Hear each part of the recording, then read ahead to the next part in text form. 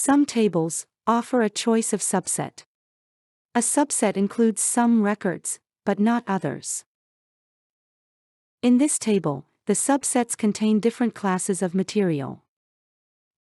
Your choice of subset can also affect the datasheet layout, which determines the properties that appear and how they are organized. The polymer layout includes some properties that are relevant only to polymers. To restore the default subsets for tables, use Reset Subsets. When we view the same record in the default layout, only generic properties are visible.